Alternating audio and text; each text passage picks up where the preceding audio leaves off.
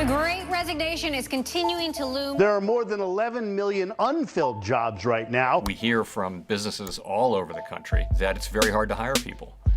Almost 2 years into the pandemic, workforce participation remains slumped, while job openings are near record highs. And this is coming at a time when the recruiting process is going through a radical transformation.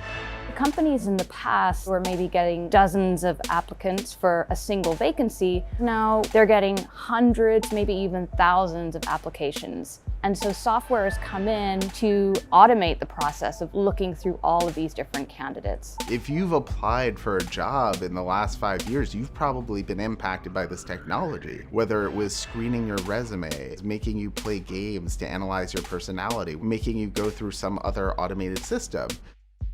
And some people are fighting back. Who's accountable when those AI machines break the law? Why it's important that Congress take action to ensure that big tech is held accountable. They claim there's labor shortages, but there's a plethora of people out there who are looking for jobs. We're at a moment of growing crisis with AI hiring, and that's why people are eager to act. Amidst this whirlwind of disruption, one has to ask the question, how do we go from this to this?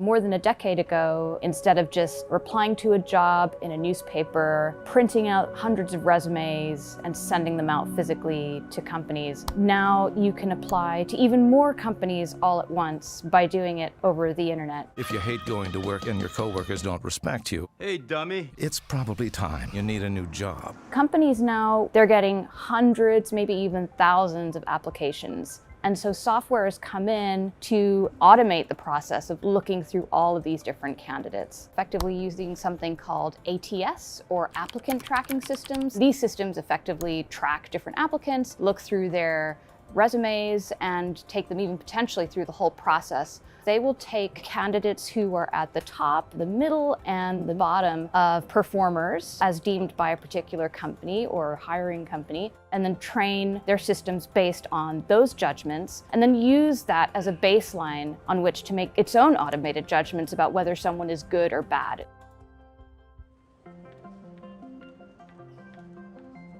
Not just students, experienced professionals. They just don't know that these tools are used so frequently. Gracie Sarkeesian runs New York University's Career Center, where she gives tips to optimize applications for AI systems. Students will encounter AI tools in an interview if they're doing a virtual interview. Some folks will also encounter AI-powered assessments as part of their interview process, depending on the industries in which they're entering. The use of this software is very prevalent. There was a recent Harvard business study that came out showing nearly every single one of the Fortune 500 companies use this kind of software. Large companies are never going to be able to stop using this. They just have no choice because of the inbound flood of applicants they get every single day. Most vendors position their software as something that can alleviate the human bias, which has shown to be endemic to the hiring process. But critics question whether AI is actually injecting fairness or just making those same biases more efficient. I definitely think there is a segment of the population that is being excluded or not fully represented, and they are being left to the wayside. This is Jamal Eggleston. He's a work readiness instructor at the HOPE program, a nonprofit that helps New Yorkers find jobs. My students aren't prepared for it, and coming from a population that might not be, again, as familiar with the technology, they run into pitfalls, and they don't do as well as other communities when encountering these AI.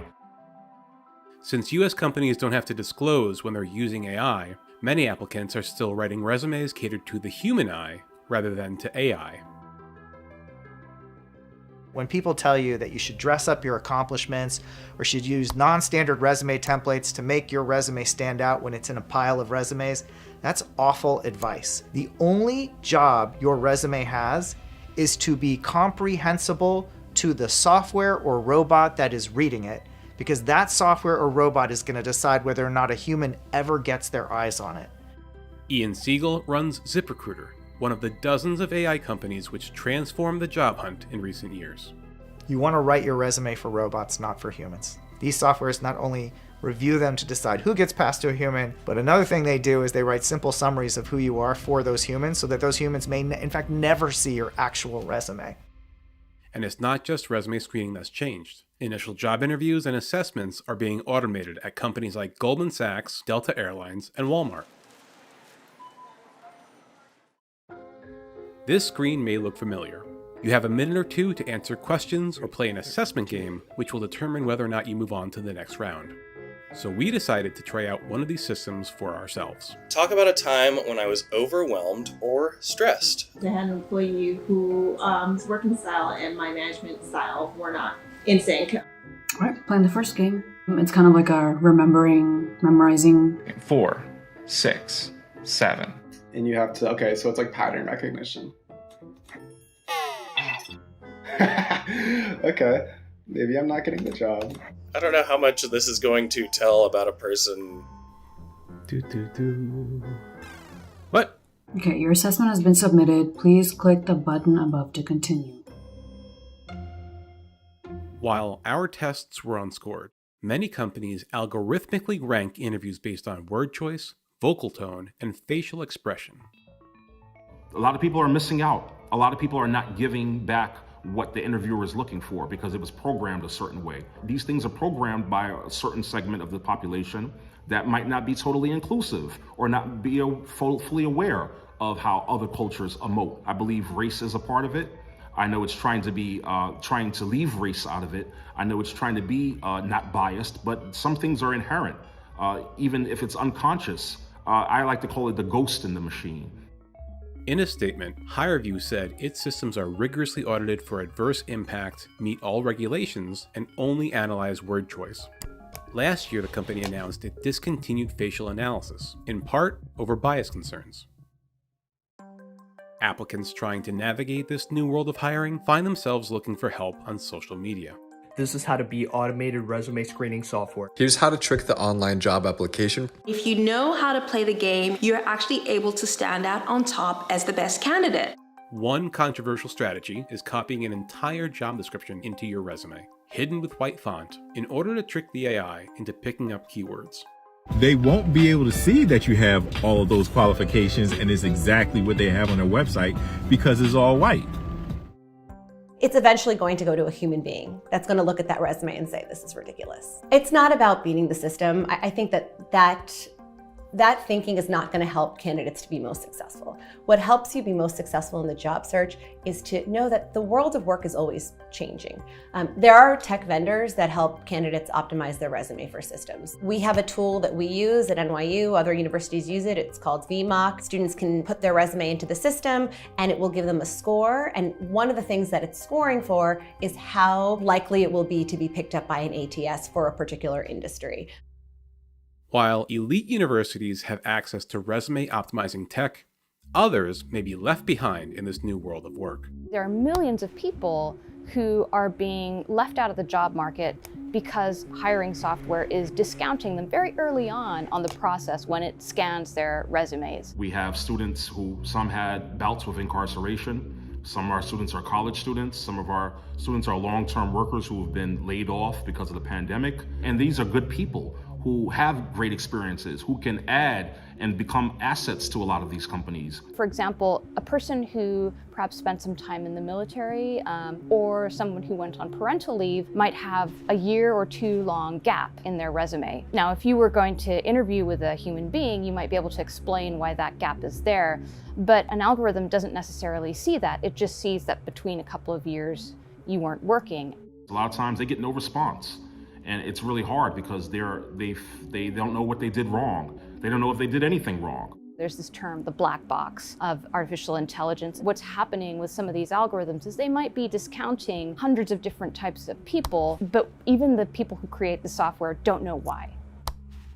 In a statement, iCIMS, one of the leading ATS vendors, said it takes these concerns seriously and has a team focused on responsible AI and follows industry initiatives on fairness.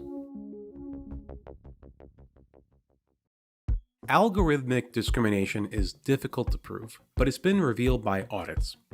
Amazon scrapped its AI recruitment tool in 2018 after it discriminated against applications which listed women's colleges or sports. In another system, the best predictors of job performance included being named Jared or having played high school lacrosse, according to an auditing law firm. The algorithms that are being used to look at people's resumes, to conduct interviews, they've been trained on data about previous applicants over perhaps the past decade. That's how machine learning works. No one explicitly told these systems to discriminate, but they were trained on millions of biased hiring decisions.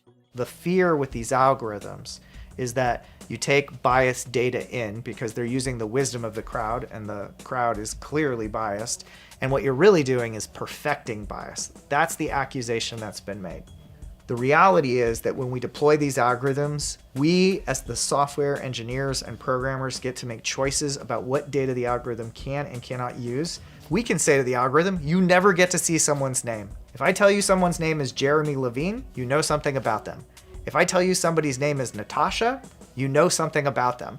And by removing them, we create the most level playing field we possibly can, so as much as possible, it's a merit-based system. While automated hiring tools have become ubiquitous, public perception hasn't caught on. Recent Pew surveys found that most Americans didn't know resumes are being screened by computers, and most consider the practice unacceptable. But one crucial group is paying attention to AI: lawmakers. The European Union has unveiled its proposed strategy for artificial intelligence, including regulations on transparency and data protection. Concerns about how this technology could exacerbate discrimination. For the FTC, I think foremost, the FTC needs to be making sure that we're fully understanding this technology. A federal civil rights agency is scrutinizing automated hiring tools, while Illinois and DC have explored some of the nation's first AI hiring regulations.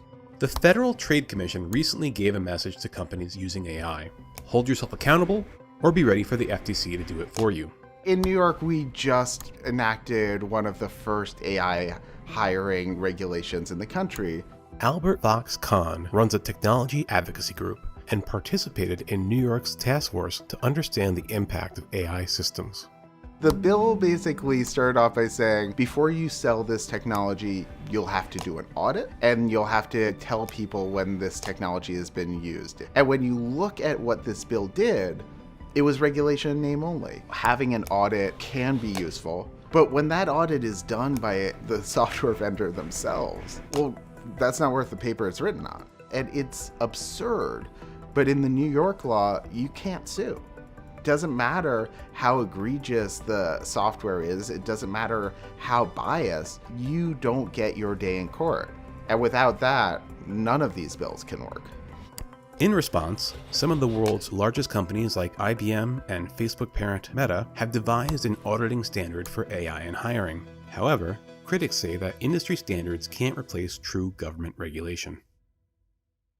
We don't trust companies to self-regulate when it comes to pollution. We don't trust them to self-regulate when it comes to workplace comp. Why on earth would we trust them to self-regulate AI? Look, I think a lot of the AI hiring tech on the market is illegal. I think a lot of it is biased. I think a lot of it violates existing laws. The problem is you just can't prove it, not with the existing laws we have in the United States. So a big part of this is playing catch up to open up discovery, to open up the court process to say you can look at these algorithms more easily. With widespread adoption, the use of AI hiring tools is less the future of work and more like the present. Virtual assessments, interviews, and job applications likely aren't going anywhere, but it's up to the employers to decide how much of their process they really want to automate. Smaller companies have a little bit more choice here because they don't get as many applicants as the big companies do. So one thing that's been suggested to me by people in the recruitment industry is actually maybe the small to medium-sized businesses should just be a little bit more critical in their thinking of whether they really want to use this software, because in some cases just using a human being to interview someone, even to look through all the resumes, might stand a better chance of finding that star employee that they're looking for. Keep a segment or a avenue open for an older person, for a person who was incarcerated, for a person who's young, for a person who's just not aware of these technologies. So they can also have an opportunity to get hired. We can't solely base something as important as finding a job, as finding a career, only to AI. It's hard to fight against something that has been programmed one way or the other. We can only teach our students how to navigate these waters.